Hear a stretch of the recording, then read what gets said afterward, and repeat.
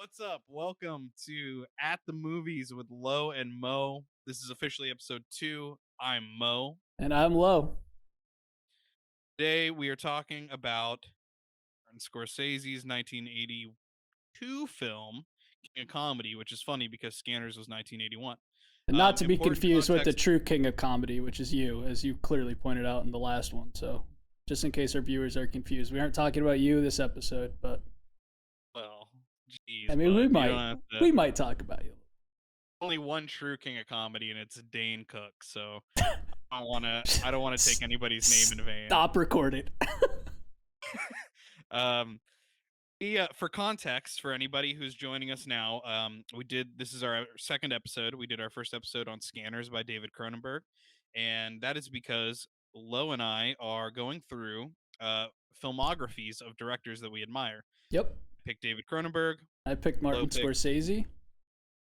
And so we did start at the beginning. We just started recording these, so we're thinking we might go back and revisit some of those early ones. Definitely, once we kind of 100% get to the end of the series.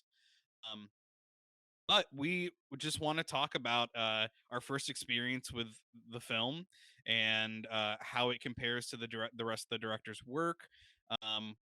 And I don't want to spend too much time on a synopsis because I'm sure people watching this have probably seen it. But what I will say to introduce the film is that this is not a typical Martin Scorsese film, outside of the fact that Robert De Niro is cast in the lead. It is a black comedy, and I have this thing where I really enjoy. Sometimes the risks pay off, sometimes they don't. I really enjoy when a director tries something new or goes out of their wheelhouse. And for me, that made this movie super enjoyable. Yeah. I love this film. But yeah, let's open up the doors. No, I just thought this film was really cool. I mean, I know we'll talk about it later, but it's, this was kind of his this was one of Scorsese's almost not made films. If it wasn't for De Niro, this film wasn't going to be made. It was almost De Niro pushing him to make this king of comedy film, which I think is just, extraordinary, just pushing him out of his boundaries. It's interesting that he almost retired after Raging Bull. He was almost done with at least fictional filmmaking. He said he wanted to maybe just focus on documentaries. It is interesting that this was something Martin Scorsese said that he had no connection to the script, which is why at first he did not think he was going to make this film. But the film focuses on a stand-up comedian. It's a aspiring stand-up comedian that is basically taking Alfred Pumpkin. Rupert Blupkin. Rupert Cakes to Hubert Pumpkis. Rupert That's the only bit that I wanted.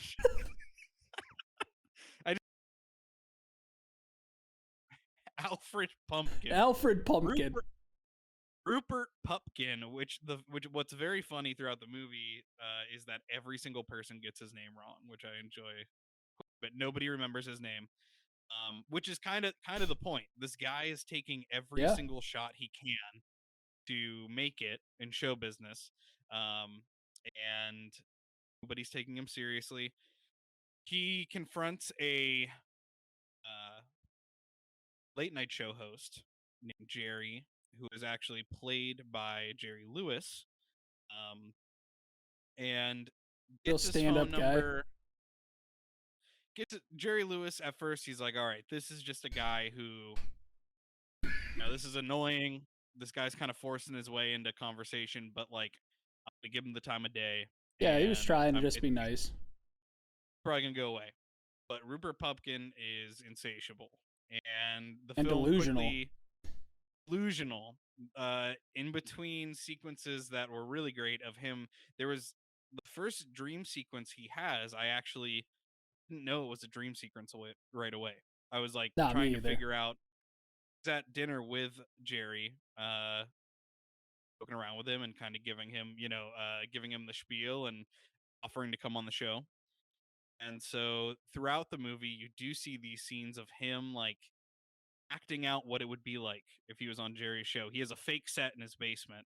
There's cardboard cutouts of people. And it's got, I mean, it's not a horror movie at all, but it's got kind of it does have this kind of scary It's got like vibe a where if it thriller wasn't vibe so to it. funny, It's like a yeah, thriller for sure. almost. It could have went either way, but it ended up being, what it is. It could have easily went that thriller route, but I think that's what I think. One thing that I would say about this movie is just that like I don't know what to compare it to, and that makes me like it a lot. It genre wise, like it is a comedy, it is a thriller. It's quite dark, but it's not like violent necessarily. no. It's just got this. It's got this kind of vibe and attitude to it that I don't know what to compare that to. I think the craziest thing for me about this movie is it starts out like instantly is like the connection with him and Masha, or I think that was her name, right? It was like it wasn't Marsha, it was Masha. Yeah.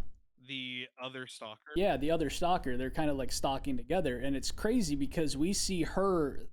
We don't even know that they're connected, and we see her just throw herself right into Jerry's limo or his taxi, and we're like, "Oh my god, this is starting off crazy." And then Rupert like helps Jerry out, pulls her out, saves him, and then he like goes in and he's like, "Well, I saved you." Then they go off and drive in, and they go through that whole scene of him being like, "Hey, I'm a stand-up comic. Let me on your show." Blah blah blah.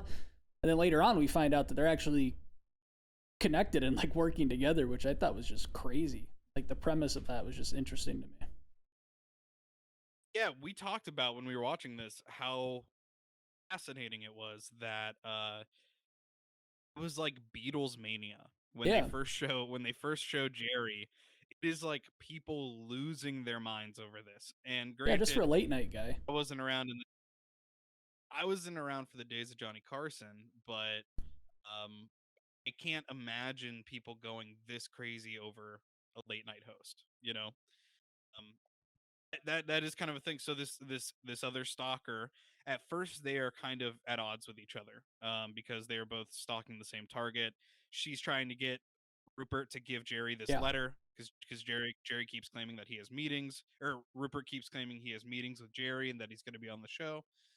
Um, and he kind of just pushes her off until eventually he realizes that Rupert is avoiding him at all costs. And him and Masha team up in order to uh, hatch a scheme, to make sure that they can both get what they want. Rupert being on Jerry's show, and Masha having her very scary, very creepy dream date with Jerry. What were your thoughts going into this movie? Like, what were you expecting?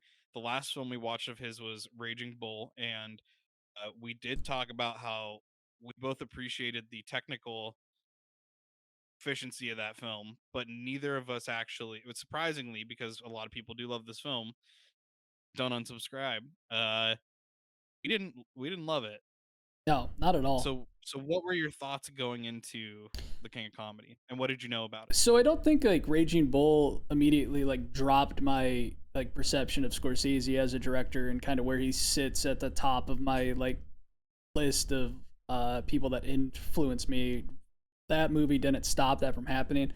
I went into King of Comedy almost probably like the top. I went in there like expecting a lot out of this movie and knowing that it was kind of like it wasn't supposed to be made, and De Niro came to him with the script and he was really like almost done with film. So when I start thinking of Scorsese, I think, well, he's going to put out all the stops for this film, because what if this is truly his last film? Like, what if this is, and I don't know if that was in his head. I haven't heard anything about him thinking like, this is on my last film, this is it. But breaking into the comedy genre, I think he had a lot to prove, and Scorsese always delivers when he's making these films, especially when he's breaking through into a different genre. So I had high expectations for this film, and I think it was delivered.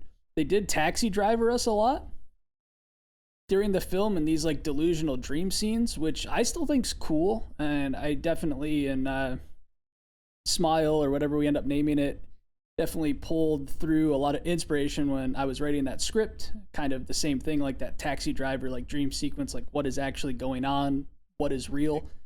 And it really hits us hard, like right there in the opening where we're at that dinner scene and we're like, wait, is this happening? And then it gets so far to the other end of like where Jerry's almost sucking up to Rupert, and you're like, oh, okay, this is like another just dream sequence. This is where this is going. I would agree with you. I had high hopes for this movie because, despite not loving Raging Bull, I have sincerely enjoyed our Scorsese watching so far. Yeah, And I think that he is more of a genre filmmaker than I anticipated, in the sense that he is like a chameleon. Like, I think that Scorsese yeah, set out to do something that is out of his wheelhouse and succeed. And even though this isn't a typical Scorsese film, is directed with the proficiency of Martin Scorsese, and I also love Robert De Niro in this role. I think it's so fascinating that he was able to go through the body changes he did for Raging Bull, go from a role like Taxi Driver to a role like Raging Bull, this role where he is kind of this like, you do kind, you like his character about De Niro, like I regardless think of it's just skinny is weird because like as you know, I grew up with him being older De Niro, and now going backwards and watching this, it's kind of weird. Everybody else, you know, and I'll be watching this and go, oh, that's how I remember Robbie, but you know, take into consideration I'm going Robbie. backwards, so So I remember my Uncle Robbie. yeah, Uncle Robbie De Fond Niro. memories with Yeah, well, that's you know he came over for Robbie. Christmas a lot. The De Niros, the Lombardos, they were very happy. Just gave everyone my last name. That's all right, fine. The Muxadels. The Muxadels. Face though, like, taking the weight out of it, his face looks so different in this, and it's all he did was grow a mustache. It's that paired with the way that he acts, his demeanor, his personality, he turns into this goofball Yeah, guy, and coming off of Taxi Driver, coming off of Raging Bull, to see that kind of range from De Niro is really exciting and really pulls you into the movie. It is similar to, and people are going to say, they're going to rake me over the coals because it's not similar to Joker. Joker is similar to this film and to Taxi Driver. It is similar not only in the sense that certain scenes were inspired by this film and Taxi Driver, but also in the sense that you have this character that is kind of an anti-hero. Like, it is not somebody that you want to root for. He's not a, well, not a bad guy. He's not a great guy. There is something charismatic about him that you are really engrossed in his performance. It's like watching Joker. yeah. This isn't a good guy. But you also, the performance in that film is what really pulls you in and kind of gives you some empathy for the character. No, it really does. You're right. And I think that so the scenes that were obviously inspired by, I mean, there are scenes in Joker where he goes on, oddly enough, Robert De Niro's talk show in that film. It's Hmm. like he swapped roles essentially.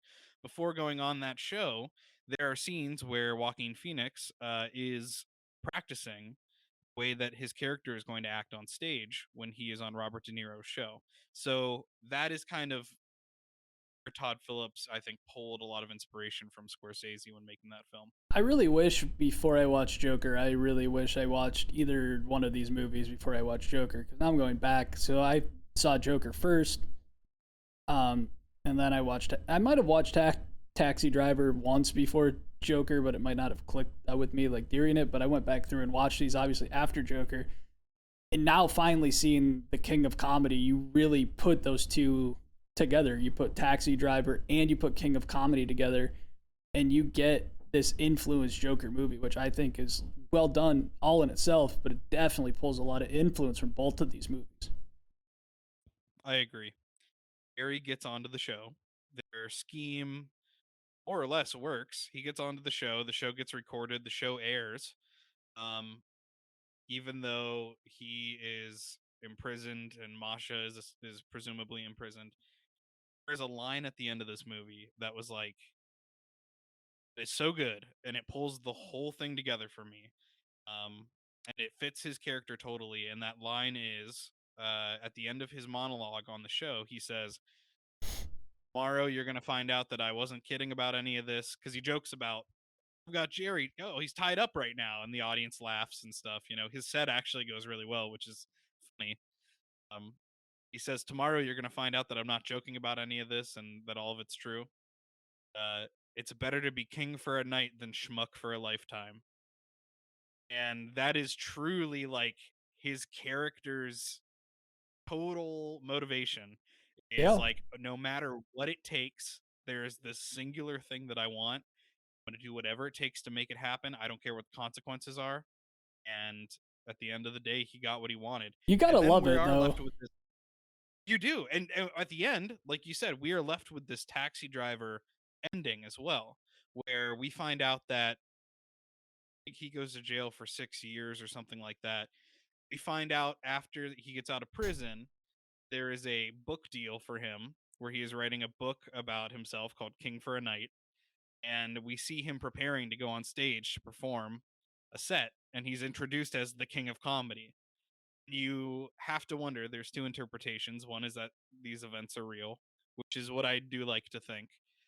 And the other is that he is in jail and he's fantasizing about, his life was like. That's the route I'm gonna take. I'll be the other side of this one. So we can I It's definitely fair. think, yeah, I mean, as much as I want to sit here and be like, oh, it's nice he spent his 6 years in jail. He's going on, he's living his life. He finally got it. And that's what I love about these Scorsese movies when they're written like this and they're filmed. It's like, all right, go ahead and interpret this movie however you want at the end. You can either have the good ending or you can have the bad ending. But either way, it wasn't like a director's cut, it wasn't an extended ending. They gave us two different endings, and it's up to you as the viewer to decide what happened to him, which I think is I love that. fascinating. I love the idea that there is not a definitive ending to this. That they truly give you a choice. Because my thing is, I am not, sometimes I watch movies and I love looking forward details, and other times I love just taking them as they are.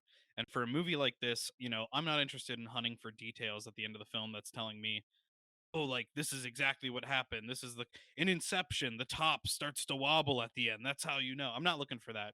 I'm looking for here's two paths. Pick the one that, you know, pick the one that speaks to you. Pick the one that your mind goes to. And a lot of people might think like, oh, well, that's just a cop out, like end the movie how you would want to. But sometimes when you're writing, and I've experienced this, and you've experienced this too. When we're writing these things, it's like I don't necessarily want to give it like a definitive end to what I'm writing. I kind of want to leave it up because even when I'm writing, I kind of have that like, well, it could go either way, and I'd like it if it went both ways. So let's just leave it kind of like let's just let the viewer decide how it ends. It reflects on the character too, because Scorsese seems, interestingly enough, I'm watching The Sopranos right now, and this is very similar in the sense that I think it's maybe the best television show I've seen where you are watching characters that are not good people, but you are rooting for some of them. They are, they are. What? Excuse me? Okay. Richie Aprile did nothing wrong. That's weird. I think they're all just Um, lovable people. Okay, well, anyways, Sopranos are for the another idea, episode. the idea that people are complicated. Things are not so black and white. And in 2020, 2021, no, this is not Aaron's cancel culture rant or anything, but it is this kind of thing where I think in film it's harder these days to portray a character that is flawed, that does bad things, and to still sympathize with that character and empathize with that character. So in that way, I think the ending for this film really works because you don't have to feel any certain way about Rupert Pupkin. He does a very good job of making Rupert a likable character Yeah. who at the same time is clearly deserves what's coming to him at the end of the film. Yeah, he does. That's kind of like, to go back on your previous point too, it's, everybody watches movies for a different reason, and giving a couple different people that are watching this movie for a different reason to give them their ending is well done as well. Because if you're watching it to feel good, then you want Rupert to win. You want him to succeed. You want him to have that book deal. You want him to be the king of comedy and not just the king of the night. Or you're watching it because you want to be transplanted into a world that you're not familiar with, that, you work a 9 to 5 job and you want to just for 2.5 hours or however long the movie is, you want to just be transplanted into this world that doesn't make sense based on what you're experiencing now in your life. And you just kind of want it to go as far out there as it can. Well, I guess so. The next film is actually going to be Videodrome because we're going to be doing Cronenberg, which is going to be a ride for Jimmy. Imagine a Cronenberg film that I can't. They're all going to be a ride. Um, but the next Scorsese film is called After Hours, and it is also in the black comedy genre. So I am very excited to see him continue kind of down this route. Um, it also got positive reviews, so I'm excited to see him explore this genre more. The Scorsese watches. We talked a little bit about our film rankings in the last episode, and this I think going to tie and to decide. This is going to tie with Alice Doesn't Live Here Anymore. First place for me Yeah, as of right now. I think this is going to take the second place spot and take over Taxi Driver as my second place now. So first is Mean Streets. Now is the King of Comedy in second place. Okay. Yep, and mine is looking like I think mine is looking like God, it's so tough. I really did like Alice Doesn't Live Here Anymore. Um I can't pick. Those two are vying for number 1 and then Mean Streets is my number 2. Nice. So that's somewhere in there. That's my top 3. Um and I think that we're getting into interesting parts of his filmography too because right now we're kind of in this like area of lesser known Scorsese films. Mm-hmm. Like for example, I haven't heard of After Hours until I looked at the Wikipedia page, and it's not like we are really like approaching Goodfellas yet or anything like that. So it is interesting to me to see, some of these movies he's made that his name lays on that are so big, like Taxi Driver and Raging Bull, and kind of have these highs and lows, but just like these hills and valleys, movies you recognize and movies that you this is the first time I'm here. I have not seen Goodfellas. I think Goodfellas is a good example, based on what I've heard. I think that we're going to see his exercises in all of these different genres are really going to start to show up. Like in his later filmography, I I think you're agree. going to have mob movies that have humor to them, and have more than just that mafia component. Yeah. Um, and so that's what I'm excited. We really are watching like the growth of a filmmaker. Which is great because that Throughout. was the whole idea of this when we first started doing this. Is obviously we get content out of it, we get the film, or we get to film these segments and talking about it. We get to watch these as filmmakers ourselves that are growing. We just started out, so not only are we watching them kind of grow in their journey, we're filming this, and you're watching our journey. So it's kind of interesting when you talk about it. We're talking about somebody else's journey, and you're watching our journey through all of this. Speaking about journeys, brand new mic. Don't have to listen to the headset mic anymore from the first one. So thank you for tuning into the second The one. audio was so good in the first. Yeah, it was great, man. I was editing that video and I was like, ooh. But thank you for everybody that's watched it. I'm excited for anybody that continues to watch it. And if you go back and watch these later, thank you for watching the first one, and obviously thank you for watching this one and the ones to come. Yeah, I would say too. I think that this is one of my favorite things for us to film and to do because I love talking about movies.